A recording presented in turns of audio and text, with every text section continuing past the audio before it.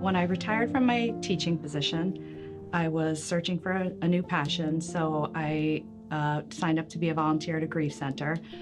And at the beginning of the evening, we would share anything that was heavy on our heart. And so I shared that earlier in the day, my best friend's foster daughter had taken her own life, Violet. And I just knew at that point that I wanted to do more for foster youth, but I just didn't know what to do at that point. One of the other volunteers, she was on the board here at CASA, so she took me aside and she said, I think that this is for you. The next day I looked it up and I began the application process, and so that's how I found CASA.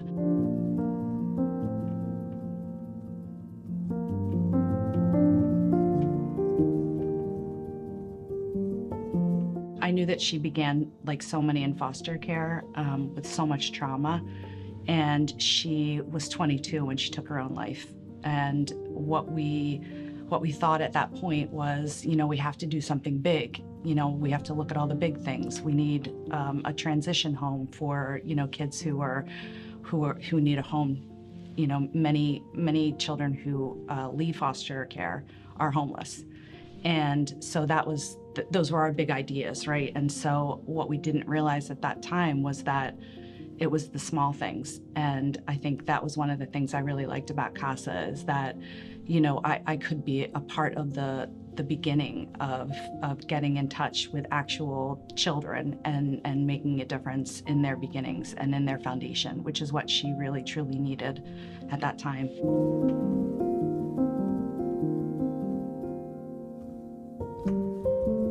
Like starting anything new, you always doubt yourself. Am I doing the right thing? Am I going to be good at this? And I was asked to take my first case. And my supervisor said, it's going to be a tough case. There are 4 children. Because of your background in preschool disabilities and autism, we'd like you to take the 3-year-old twins, and then we're going to have a co-CASA, and they will take the 6-year-old and the 11-year-old. And so I said, great, that would be great. And unfortunately, my co-CASA had a death in the family. And so then I was asked if temporarily I would take all 4 kids. And so then I was like, oh my gosh, I don't know if I can do this. This is like my first case. I don't know if I'm going to be good at this. So I did what I do most times. I took every piece of paperwork and I analyzed everything. I read through everything. And my light bulb moment came when I read that the exact age that our 11-year-old was removed from her home, her mother had been removed from her home. And it was at that moment that I was like, okay, we need to stop this generational trauma, and I could be a part of that. And I was all in at that point.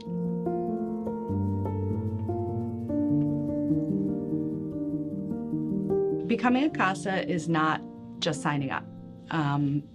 It's a serious process, the application process, the interviews, letters of recommendation. What I think I found most valuable were the firsthand stories that I heard from CASAs, from foster youth, also from families who have been through CASA from both sides, right? It opened my eyes to the process of removal, which is traumatic in itself. They've already survived so many things, the children, and knowing that the process itself creates trauma in itself, that was something that I had never really thought about. They've been through everything that we already think of in the foster care system, right? Medical neglect, educational neglect, substance abuse exposure, sexual abuse exposure. The critical role that we play in monitoring their safety and advocating for their needs and supporting them across all of those domains, I think the training really helped with that. Sometimes being the only person in the corner of mom and dad, is one of the hardest parts, because it's hard as a human being to separate your emotions from that part of the work. So that's been difficult for me, but I do feel like I've made a lot of growth just from my experiences here, because as a human, you think it's hard to understand how a parent could consistently put a child in danger, or what we perceive as danger. But the more you learn, the more you realize that the choices often come from the evils of substances, or their own unhealed trauma, or their own survival. So if we want to break those cycles, we have to hold space for both the child, their safety, and also the parent's healing.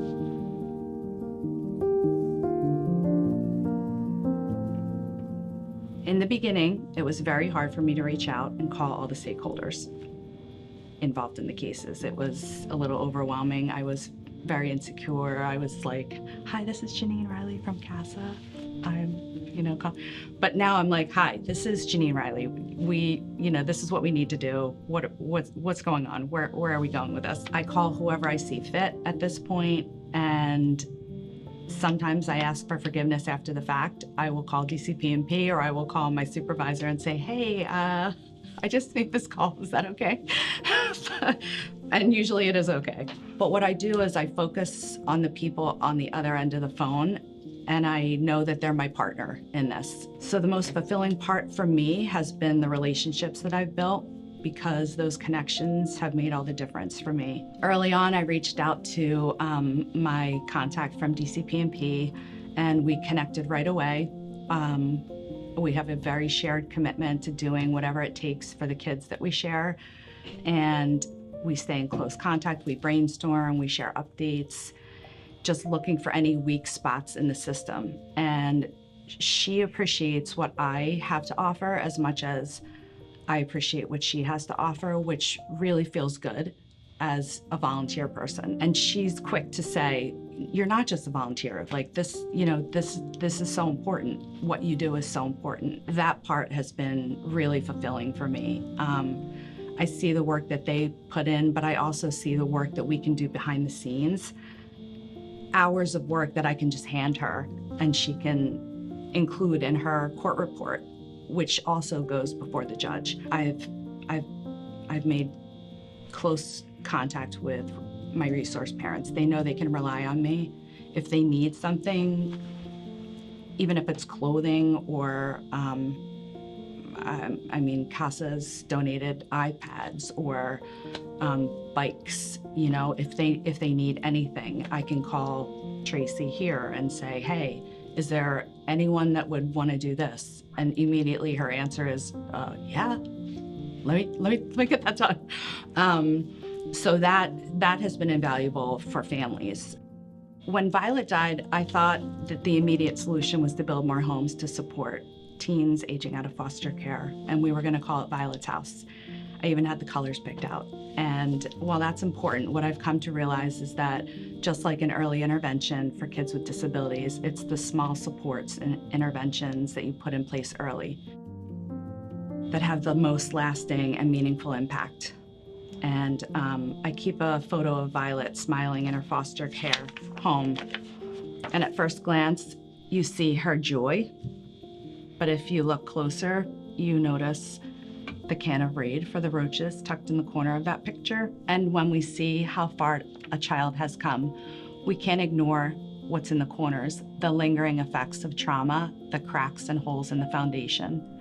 We all have to be willing to look closer, to go beyond one visit or phone call a month, to reach out to someone every day, to build stronger partnerships with DCP&P, schools, and others in the system. Because for a child like Violet, a fragile foundation can't hold the weight of adulthood. And if we truly want to change outcomes, it has to start earlier, deeper, and with all of us. Always remember, you can change a child's story.